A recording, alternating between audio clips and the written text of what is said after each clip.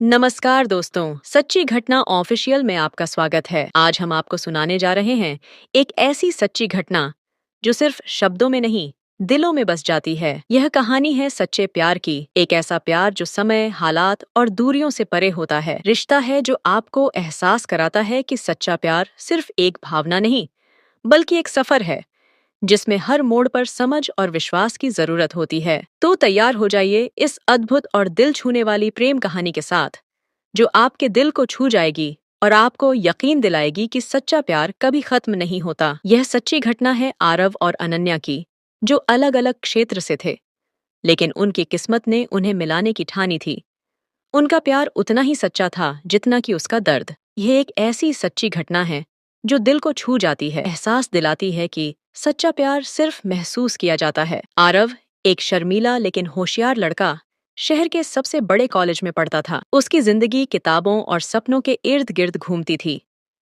दूसरी ओर अनन्या एक खुशमिजाज और जिंदा दिल लड़की थी। उसका स्वभाव, बात करने का तरीका लोगों का दिल जीत लेता था। उनकी पहली मुलाकात कॉलेज के पुस्तकालय में हुई। अनन्या ने गलती से आरव की किताब गिरा दी और मुस्कुराते हुए कहा, सॉरी, तुम्हारी किताब के लिए मेरी स्माइल ठीक है? आरव ने पहली बार किसी लड़की की इतनी खूबसूरत मुस्कान देखी। उस दिन से वह उस मुस्कान को कभी भूल नहीं पाया।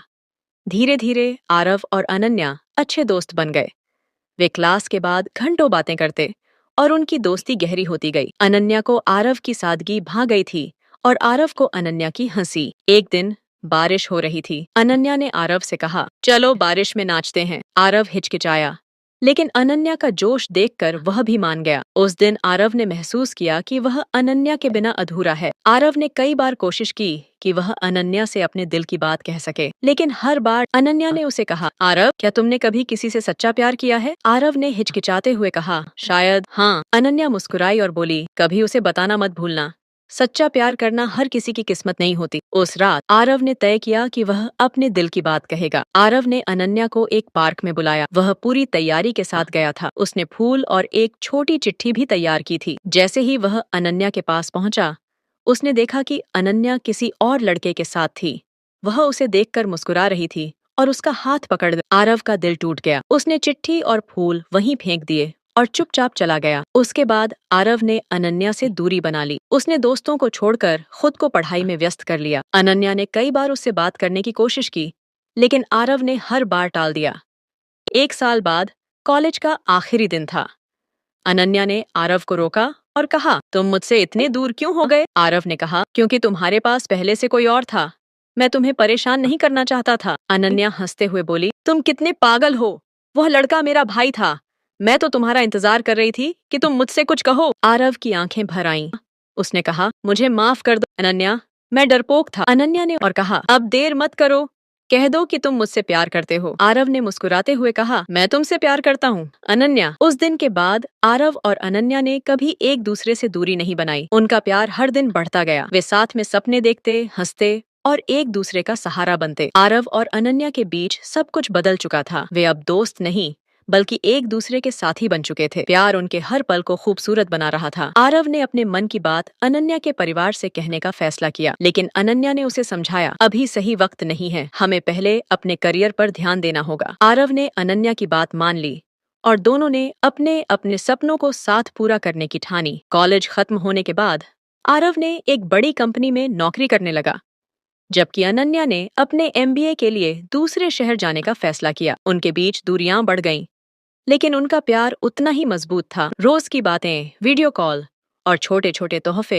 उनके रिश्ते को जिंदा रखे हुए थे। एक दिन अनन्या ने आरव को फोन किया और बताया कि उसकी मुलाकात एक नए दोस्त रोहन से हुई है, जो उसके कॉलेज में पढ़ता है। आरव को यह सुनकर जलन होने लगी। उसने सोचा कि शायद अनन्या अब उससे दूर हो रही है। धीरे धीरे उनकी बातचीत कम होने लगी और दोनों के बीच गलतफहमियां बढ़ने लगीं। एक दिन अनन्या ने फोन पर कहा, तुम्हें मुझ पर भरोसा नहीं है आरव, यह रिश्ता ऐसे नहीं चल सकता। आरव ने गुस्से में फोन काट दिया। दोनों के बीच बातें रुक गईं।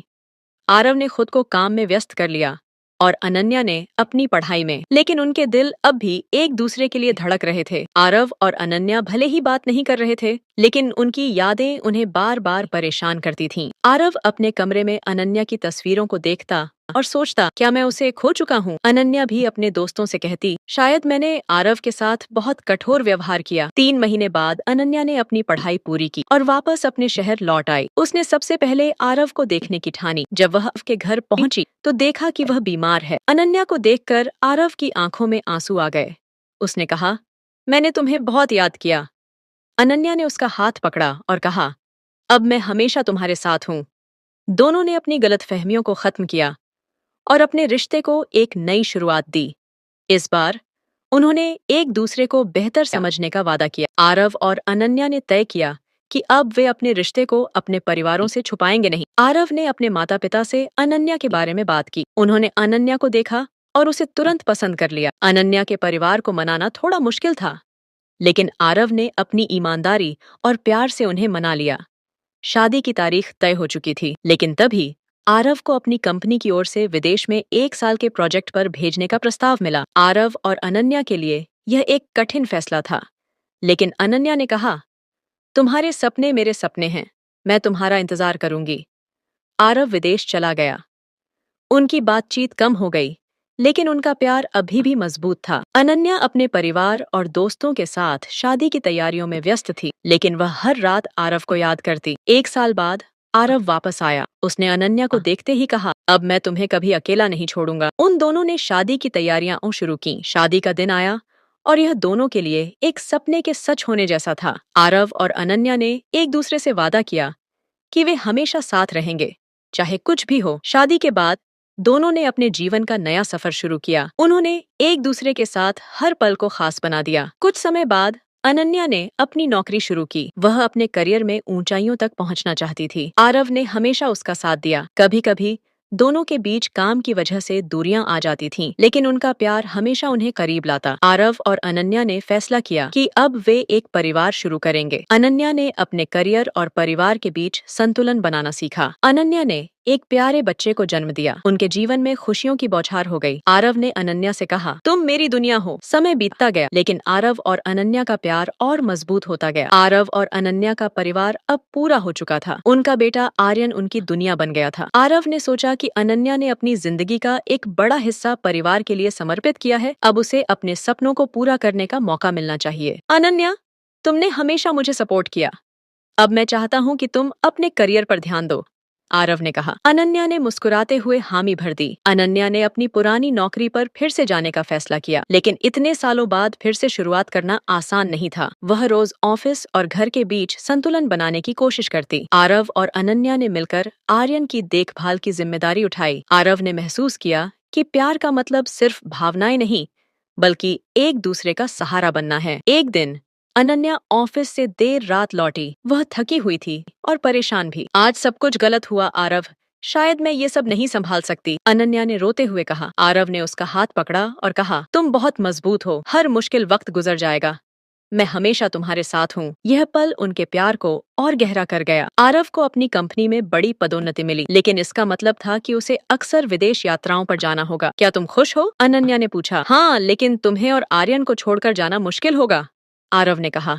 उन्होंने एक दूसरे को यह वादा किया कि चाहे जितनी भी दूरियां आएं, उनका रिश्ता हमेशा मजबूत रहेगा। आरव के विदेश जाने के बाद अनन्या को अकेले घर और ऑफिस दोनों संभालने पड़े। कुछ दिनों तक दोनों के बीच बातचीत कम होने लगी। अनन्या को यह महसूस होने लगा कि आरव अब पहले जैसा नहीं रहा। आरव भी सोचने लगा कि शायद वह अनन्या और आर्यन को समय नहीं दे पा रहा है। एक दिन अनन्या ने फोन पर कहा, क्या तुम्हारे पास अब भी मेरे लिए समय है आरव? आरव ने चुप रहकर जवाब दिया, शायद मैं तुम्हें और आर्यन को वह प्यार नहीं दे पा रहा जो तुम दोनों के लायक हो। दोनों के बीच तनाव बढ़ गया, लेकिन उनके दिल अब भी एक दूसरे के लिए धड़क रहे थे। आरव ने एक दिन अचानक अपना काम छोड़कर घर लौटने का फैसला किया। जब वह घर पहुंचा तो उसने अनन्या को गले लगाते हुए कहा, मैंने महसूस किया कि मेरे लिए दुनिया की सबसे बड़ी खुशी तुम्हारे और आर्यन के साथ है। अनन्या की आंखों में आंसू थे, लेकिन वह खुशी के आंसू थे। आरव और अनन्या ने फैसला किया कि वे अब अपनी प्राथमिकताएं बदलेंगे। उन्होंने मिलकर फैसला किया कि आरव अपनी नौकरी के साथ घर के कामों में भी मदद करेगा और अनन्या अपने करियर को आगे बढ़ाने पर ध्यान देगी। इस नए संतुलन ने उनके रिश्ते को और भी मजबूत बना दिया।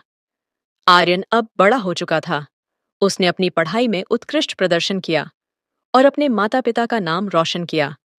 आरव और अनन्या ने महसूस किया कि उनके संघर्ष और प्यार ने उनके बेटे को एक मजबूत इंसान बनाया। सालों बाद आरव और अनन्या एक शाम अपने घर की बालकनी में बैठे चाय पी रहे थे। आरव ने अनन्या का हाथ पकड़कर कहा, हमने बहुत कुछ देखा, बहुत कुछ सहा, लेकिन हमारी मोहब्बत हर बार जीत गई।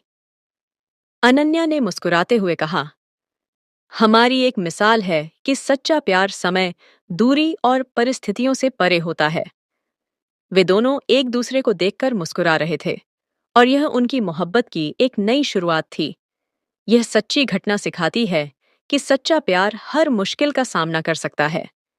जब आप एक दूसरे का सहारा बनते हैं, तो जीवन की हर चुनौती आसान हो जाती है।